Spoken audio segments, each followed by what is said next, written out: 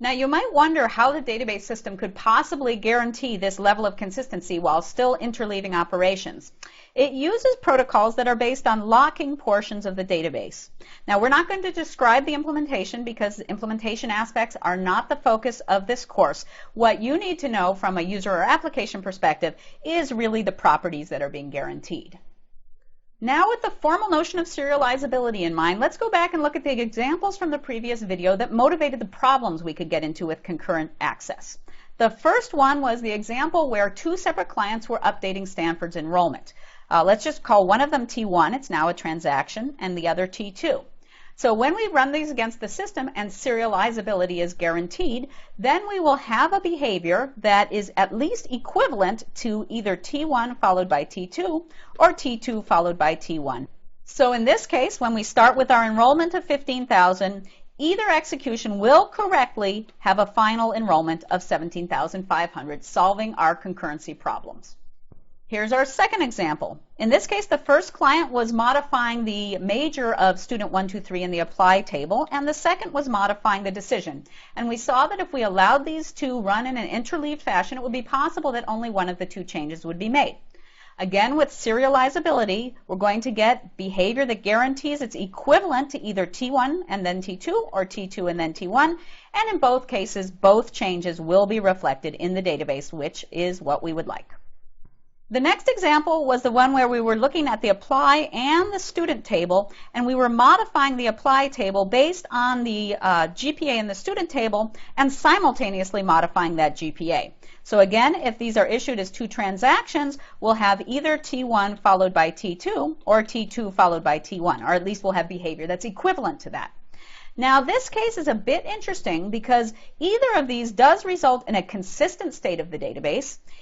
In the first case, we'll update all the decision records before the GPAs are modified for anyone, and in the second case, we'll update the apply records after the GPAs have been modified. The interesting thing here is that the order does matter in this case. Now, the database systems only guarantee serializability. They guarantee that the behavior will be equivalent to some sequential order, but they don't guarantee the exact sequential order if the transactions are being issued at the same time. So if it's important to get, say, T1 before T2, that would actually have to be coded as part of the application. And our last example was the case where we had the apply table and the archive table, and we were moving records from one table to another in one of our clients, and the other client was counting the tuples. And again, so T1 and T2, they're issued as transactions. The system guarantees that we'll either move all the tuples first and then count them, or we'll count the tuples and then move them.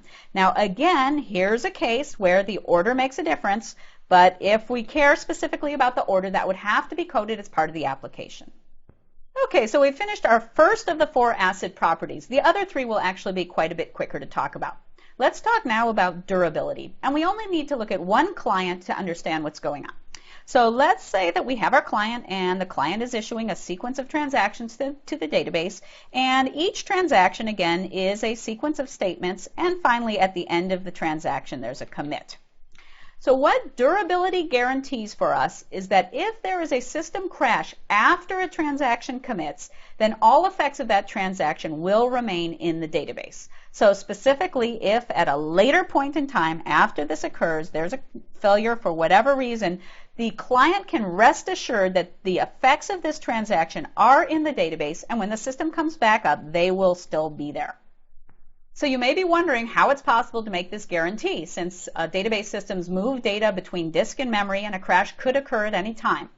There are actually fairly complicated protocols that are used, and they're based on the concept of logging. But once again, we're not going to talk about the implementation details. What's important from the user or application perspective is the properties that are guaranteed. 2 properties down. Now let's talk about atomicity. Again, we'll only look at one client who's issuing a sequence of transactions to the database. And let's look at transaction T2, which itself is a sequence of statements followed by commit. The case that atomicity deals with is the case where there's actually a crash or a failure during the execution of the transaction before it's been committed. What the atomicity property tells us is that even in the presence of system crashes, every transaction is always executed either all or nothing on the database. So in other words, if we have each of our transactions running, it's not possible in a system crash to say have executed on the database a couple of statements, but not the rest of the transaction. Now, once again, you might be wondering how this is implemented. It also uses a logging mechanism, and specifically when the system recovers from a crash, there is a process by which partial effects of transactions that were underway at the time of the crash are undone. Now, applications do need to be somewhat aware of this process. So when an application submits a transaction to the database, it's possible that it will get back an error because there was in fact a crash during the execution of the transaction, and then the system is restarted. In that case, the application does have the guarantee that that none of the effects of the transaction were reflected in the database, but it will need to restart the transaction.